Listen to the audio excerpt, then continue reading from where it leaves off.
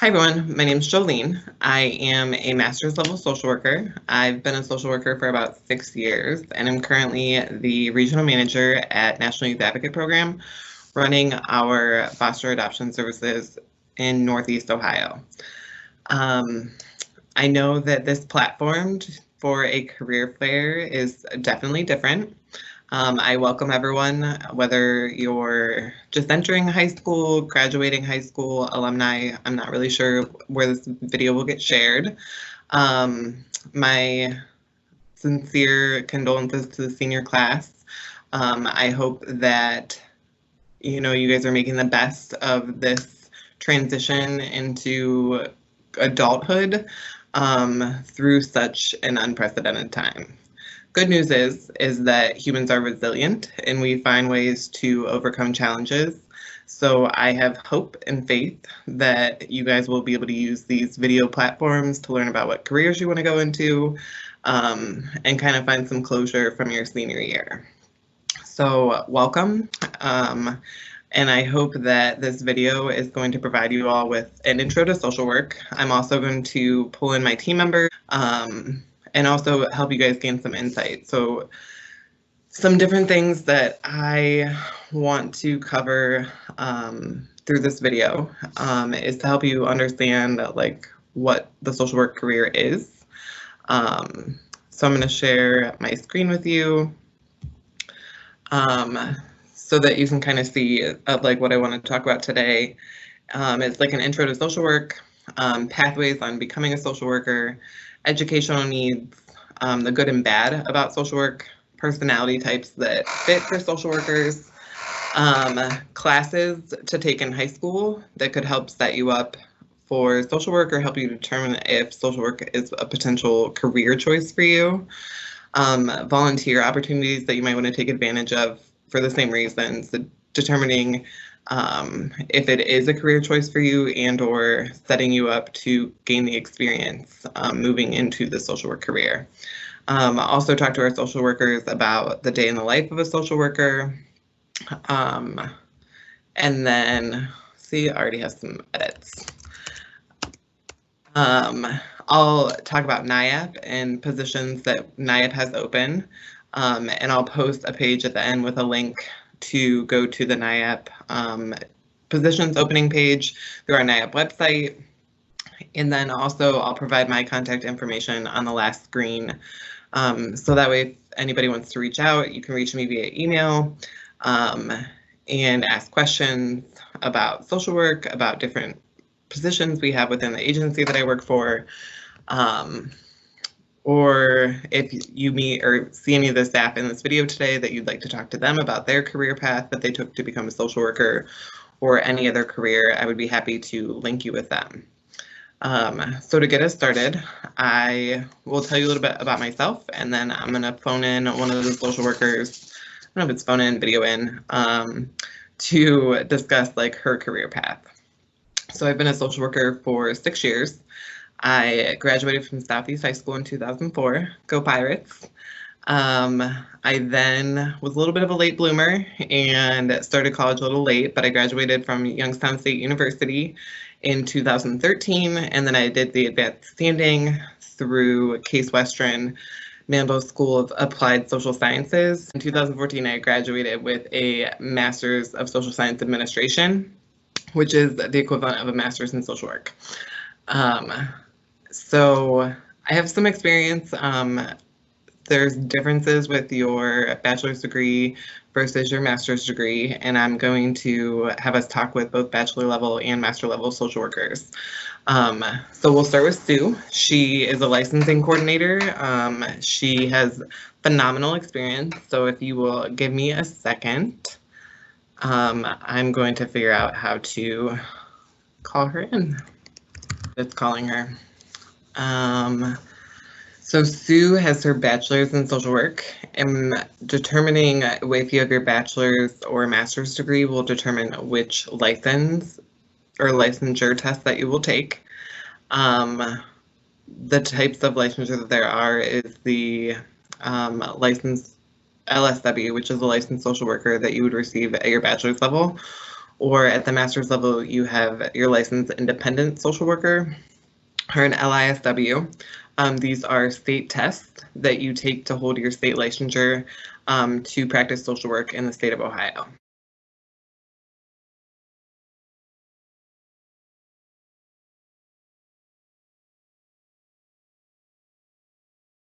Hey, Sue. Hi. How are you? Good. So I was just talking about the differences between licensure, and I kind of gave you a little bit of an introduction. So everyone, this is Sue Hart. She is one of our licensing coordinators here at National Youth Advocate Program. So Sue, tell me a little bit about your experience in social work. Like, what was the career path that you took? How long have you been doing it? What positions have you been in? Oh, that's a long story.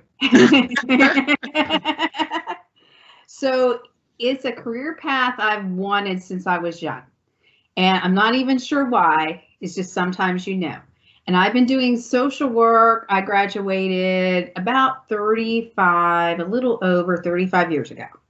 And so I've been doing it for a while, and I've been doing it in various forms. I've been a social worker in a nursing home. I've been a social worker in a nursing home for people with mental health disorders. I've been a social worker in a nursing home with people who have been in the aging population, and also with people with developmental disabilities. I've also worked for Mahoning County Board of Developmental Disabilities for 30 years. I've also worked for what was then known as Area Agency on Aging. They have a different name now.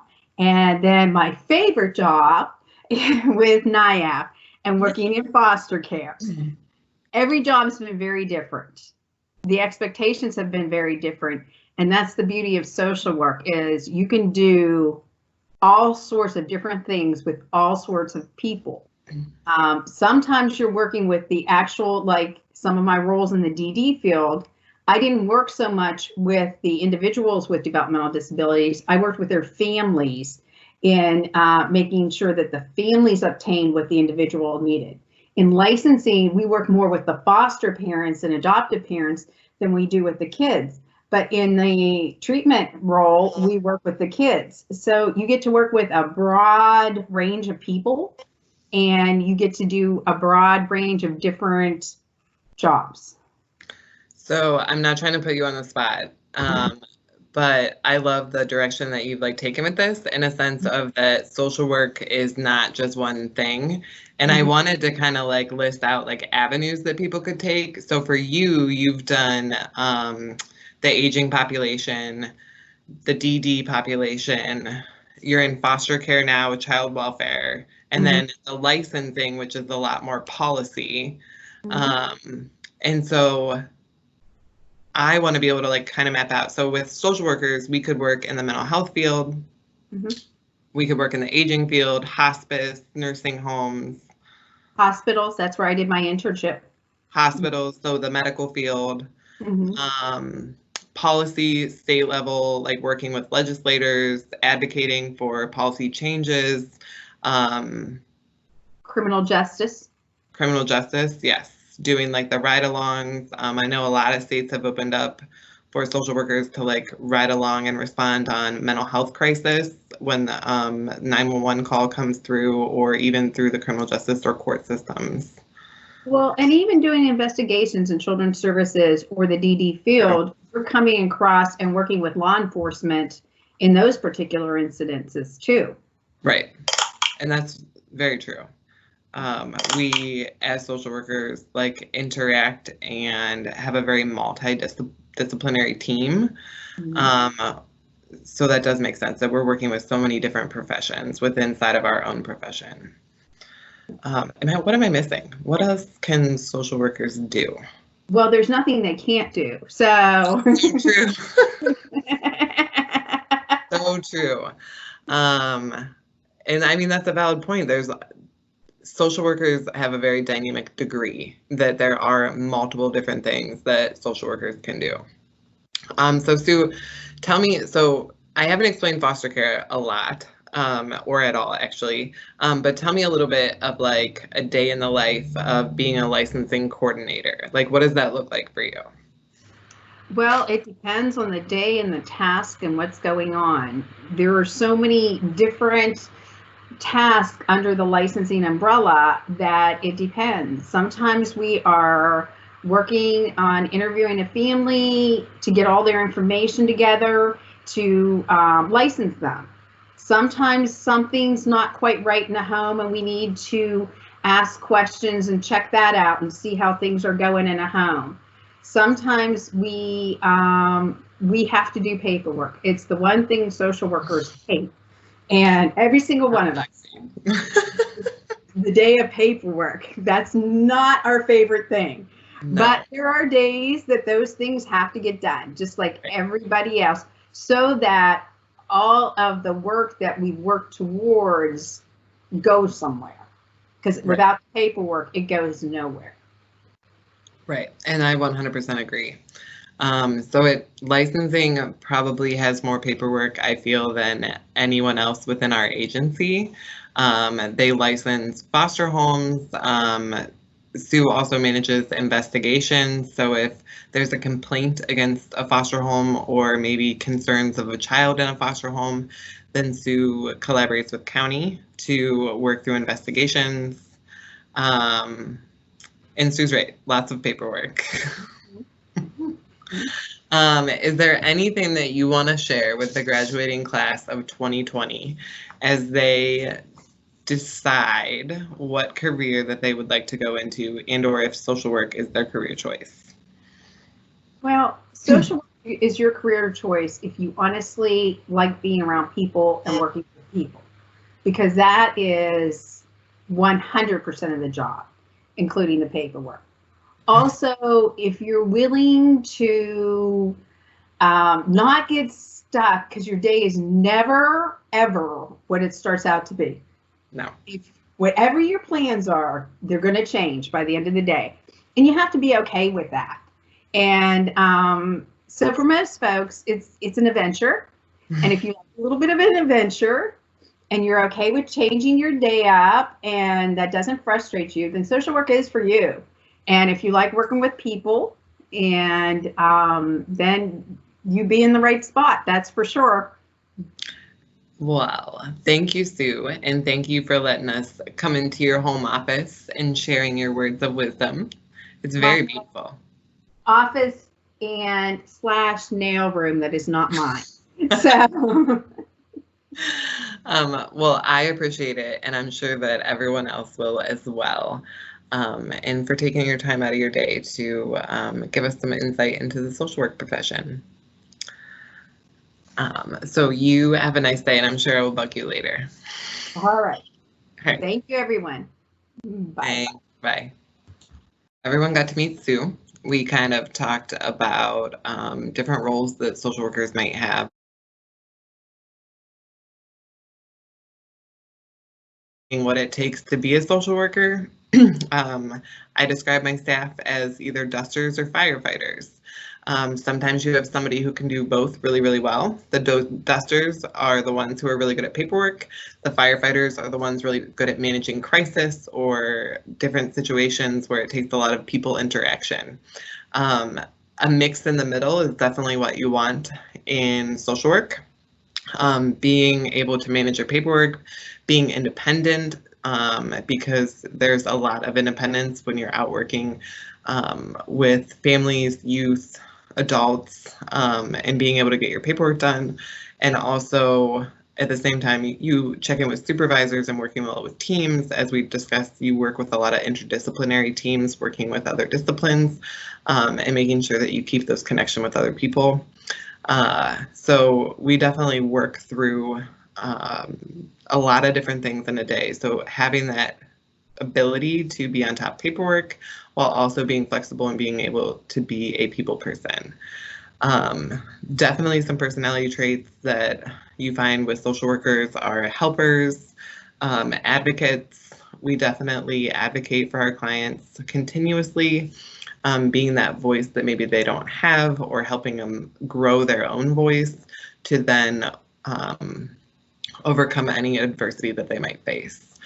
As Sue was discussing, flexibility, because you might go into your day with a plan and you get nothing done that you thought you were going to get done that day because you were managing everything else.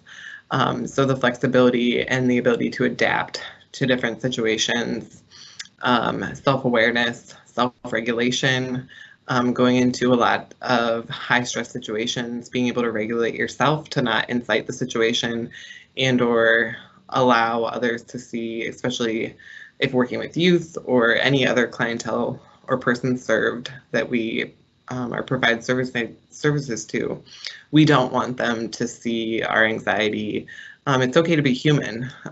Most definitely, being genuine is a key component to being a social worker.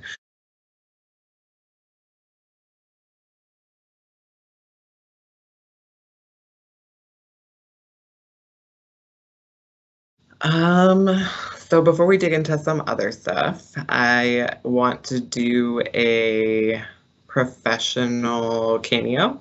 So I'm going to call in Courtney, who does not have a social worker degree, but she does support our team and works very closely with all the social workers. So I'm going to let her explain her career path. We're going to see if she's ready.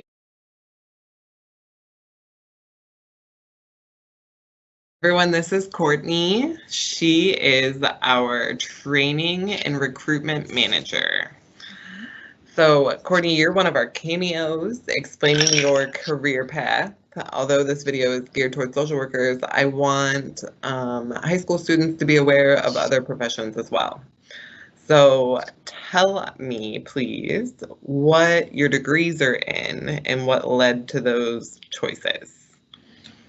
Well, my undergrad is from Kent State University. I graduated with a bachelor's degree in communication and information with a concentration in interpersonal communication.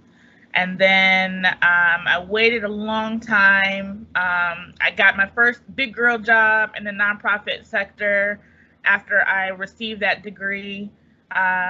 Worked that job for several years and then decided to go back for my master's with Bay Path University online and received that degree in strategic fundraising and philanthropy. Mm-hmm. That concentration is in nonprofit management. So I always knew that I wanted to work with children, do something for children, work for a nonprofit that benefited children, which led me to NIAP. I've worked at several nonprofits, youth nonprofits, probably since I was 16 years old. So here we are, and I've been here for close to 7 years now. Yay! So you made an excellent point. So one of the things that I wanted to share was what high school students or graduates, like what volunteer services they could do. So your degree, like a master's in nonprofit management, does align with social work, values, ethics. And so anyone looking to work in that nonprofit sector or social work or whatnot, what are some good, you said that you have been working in nonprofits since you were 16. Like, where did you start working, or could you give examples of like what jobs that they could get in high school or volunteer opportunities to use? So in high school, I definitely inserted myself into after school programs, summer programs. I know a lot of counties, ODJFS, your local Jobs and Family Services will offer summer jobs for teens. So all you'll have to do is contact them. They'll put you in contact with a representative that can then give you a list of available positions, and they'll offer you different sites to where you can work those positions. So my site was a school, and I worked after school program and just kind of monitored children. And that was the start. That was the start of me working with kids and getting my foot planted in the door. And then when I graduated high school, I did work at a daycare briefly, but then I also worked I kept working the summer programs through Jobs and Family Services, one of which was geared towards the state testing and prepping students for state testing every summer so that they could pass. So I probably did that for about 3 or 4 years up until I went off to college. So, yeah. And then community resources. Definitely want to do some internships. Internship.com. You can do some online internships, virtual. You can do. You can search locally within your area and do internships. After you do graduate with your bachelor's degree, please, please, please be on a board, join a board of any type, any youth board, school board. That definitely gets your foot in the door as well.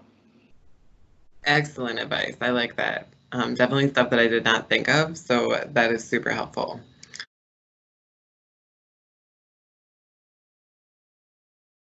Anything else that you would want to share with the graduating class, current high school students, about career choices, anything like that?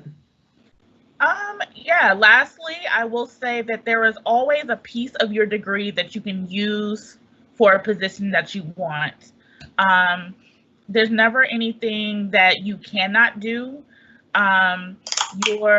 My background, again, interpersonal communication and then strategic fundraising and nonprofit management, you would have never thought I would have ended up in social work. Right. But this is the field. This is where I'm at. You got to think of it this way. This is a nonprofit. I did want to work on the behalf of children. I am doing that. Strategic fundraising. You would think that I'm not using that part of the degree, but I learned marketing through that part of the degree. I learned more networking skills during that part of the degree, and being able to benefit children and get more resources, utilizing social media to kind of rally people to donate. That part of the degree has been used. So use every part. That would be my most beneficial advice. Is to use every part of the degree. Agreed. Well, I appreciate you letting us come sneak into your house and bombard you. And taking the time to share your career with us. And I hope you have a fantastic rest of your day. Thanks, you too. Thanks. Bye. Bye.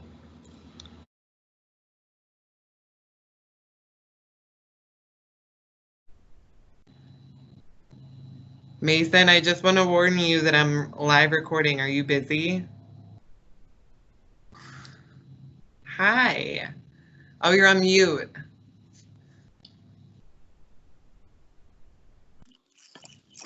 Oh, there you are. Oh, wait a minute. Yeah, my bad. I was eating lunch. Oh, no, I'm so sorry.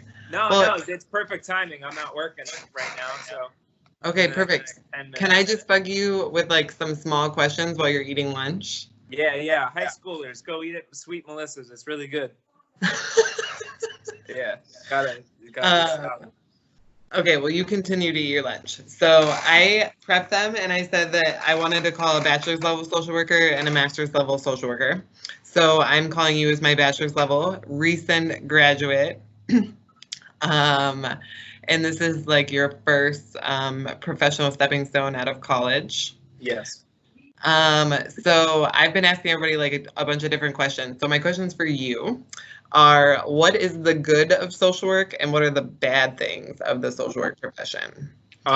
Good is it's extremely emotionally gratifying. It's a big self-esteem boost because, I don't know, and it's really easy to have like a bad kind of complex with this because, you know, for obvious reasons. I won't say the word for it, but I don't know, when you feel like you're doing productive things for yourself and for other people, it emotionally is really gratifying and you just feel cool about yourself. You know, you're like, yo, I'm doing good stuff, you know? So absolutely, that's the good stuff about it. And not to mention too, I'm gonna be blunt. I used to hate kids until I got this job, and like now I kind of like kids. So you know, so now we're gonna sidetrack. So Mason, tell them about your interview experience and that like what happens when you don't prep for an interview. When I applied for this job, I had no clue what NIAP was. I literally just went on Indeed and applied for the first job I found. And Jolene said something about foster care in the interview. I was like, oh, that's what that is. Or that's what this is. I thought I was applying for like a Boys and Girls Club or something. So yeah, that's what happens when you don't read. But yeah, like I was saying too, like you know, you build relationships that you didn't think you'd ever have before. You know, I didn't think I'd like kids, you know, but you know, here I am. The bad of social work. I don't know how to sum this up. I would Don't say steer them away from the profession. no. I would say you got to accept that your field is constantly changing, and you know, even amidst crisis is probably the best example of this. Like, this has been the most frustrating point of my job by far. But you have to adapt to crisis, and if you don't, then you get lost along the way. So you kind of have to enjoy the madness a little bit, which I'm just an adrenaline junkie, and I enjoy the madness and enjoy the chaos. So Yes. yeah. I completely agree. And that was one of my things is like the hours. So what about the hours? We don't work traditional hours. I actually love the way we work our hours, actually. Okay. Because I'm a nut. But the hours, I mean, you got to accept sometimes you're not probably going home till 7 at night. Mm-hmm. Sometimes 8 at night. It depends how you build your schedule, and it depends how your employer is flexible with your hours. Now, NIAP is extremely flexible with hours. So, Yes. you know, my schedule can be like, I get off at 5 one day, I get off at 8 the next day, you know, but honestly, it works for me because I'm 24 and I don't have a lot of responsibility. So it works for me. But Right. yeah, the hours can get crazy. I can tell you too, you know, you're not always going to have fantastic therapeutic relationships with everybody. You know, I've got some kids that like, you know, I'm like, you know, like I'm going to get them a birthday present, you know, obviously something like under $10. And then some that, like some where we haven't had a good session in over a month, you know, Right. you're not going to be able to salvage every single relationship, but you have to keep making attempts no matter what. And sometimes those attempts will emotionally drain you. I will say one thing: if you become a social worker that travels in the community, it's honestly a blessing because the driving sounds like a pain at first, but the time you get to mentally decompress in between sessions is a lifesaver. Like, I don't know what it is about. You know what it is you're facilitating a conversation for an hour straight, and you just don't want to talk to anybody for half an hour. So being in the community and be able to go to different houses and going to different schools and stuff like that, I mean, being able to just chill for 20 minutes before you go to the next place, it is a lifesaver, you know. So I would definitely say you made a point that I didn't think of. Like I thought about the hours and on-call can be kind of rough, but you're right that like we exhaust a lot of our social and emotional abilities into other people. When I go home, I don't want to talk to my family. So yeah. Right. So then, Mason, what is like an important key factor with self-care? Um, I mean, I feel like we went right down that road. Eating fast food in between sessions to make yourself feel better. Okay, so maybe we'll talk to someone else about self-care. No, I know I got this. You might have to cut this part. No, I'm just kidding. Self-care definitely, like, this goes along with if you have an employer that lets you flex your hours around and everything, it obviously makes self-care a lot easier. My self-care, honestly, a huge part of it is building your schedule too. Again, this applies to if your employer allows this, so this won't apply to everybody. But for me personally, like, I'm able to build my schedule how I want. So, you know, having certain time in between certain sessions or even certain clients, to be perfectly frank with you, in between certain duties, I mean, it makes the world a difference. Because if I was just doing, you know, and that's been the difficulty of, you know, doing this during this COVID pandemic, but, you know, we'll get over it. But I mean, there's like Tuesdays and Thursdays, I'm doing 8 straight kids in a row, and I'm drained by the end of it. Right. But take time to mentally decompress in between sessions, and have a hobby outside of work. When you get into your as someone that's 24 and is in their first like big boy job, you'll find that when you like get straight into 9 to 5 work, even though ours isn't 9 to 5, Right. life can feel a bit monotonous, and having a hobby outside of work can really go a long way to make you feel sane. Because if you're just going to work and then that's like where your day's ending, it could. No, I mean seriously though. I agree. I do agree. It takes a toll on you.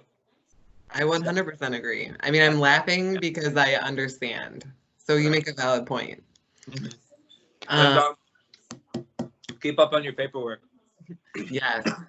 Paperwork is key. So I'm hoping they notice the trend. Oh my gosh, don't choke. I can give you the Heimlich. No, I'm good. My grandma's over there. She'll help me. Oh, perfect. Yeah. So is there anything else that you want to share with the high school students as they're transitioning? Anything that they need to know if they're considering the career of social work? It's very fun. You will always have interesting stories. It's emotionally gratifying. I enjoy that part of it a lot. Embrace the madness. That's what I will say. Embrace the madness. You kind of have to learn to have fun with crazy stuff happening. But you know what? If you're one of those people that just enjoys that, go right ahead. It was like So right up. it helps me. That helps me out. So yeah, that's what honestly, this was a really gratifying career. I kind of went into this field on a whim because I had no idea what I wanted to do. And it kind of just turned out that it was good for me. But, that doesn't always happen for everybody. So Agreed. Take time to really think about if you want it. But I find it very emotionally gratifying. Well, Mason, I appreciate you letting me bombard your lunch and sharing your experience with everyone. And for your wisdom, you did touch base on a few things that I was not thinking of, and definitely some different perspectives. Oh, yeah. So you have a fantastic day, and thanks for letting me bug you. You too, Jolene. All right. Bye-bye. Bye.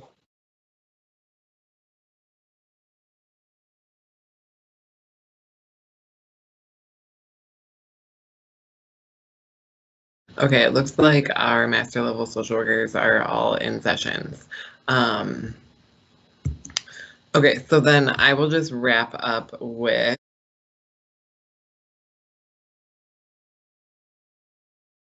so people have kind of talked about like the volunteer experiences, classes that you might want to take in high school. Would definitely be like your history classes or anything pertaining to social policy. Understanding social policies is a huge component in how policies affect our everyday practice as social workers or our service delivery, and then how we can take our service delivery and impact social policy. Classes, psychology, sociology, anything pertaining to human development, human behavior. These classes are going to assist you in developing either an understanding and guidance to set you up for classes to take in college, or learning, okay, wait, this is really the career that I want to do, or maybe this isn't the career for me.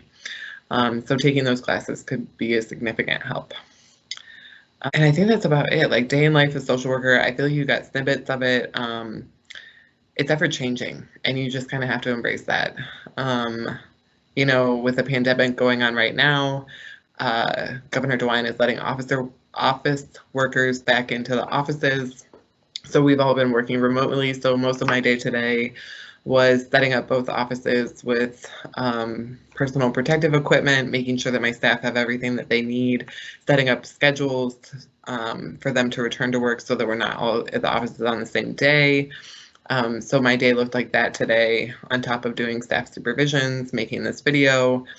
And then other days it could be a lot of paperwork, reviewing budget, different things like that. And it's ever changing. And then if a crisis or concerns arise, those take the front seat, and those are things that we have to focus on and work on before we get back to our everyday tasks. So in social work, it's ever changing. I'm going to put up 2 slides into this video. I will attach them. And once I put up those 2 slides, I'll give you the link to NIAB, so you can check us out a little bit more in case if we didn't do a very phenomenal job describing what it is we do and our agency. And then it'll give you the link to the NIAP website, and then it will also, at the NIAP website, I'll give you the link to our open position pages that we use Paycom for. And then on the last page, I'll give you my contact information so that you are able to shoot me an email if you want to talk with any of my staff, if you want to talk with one of my master level social workers to see what it's like doing individual therapy, or any of the other staff, you are more than welcome to do so. So I will put those slides up, and congratulations, class of 2020.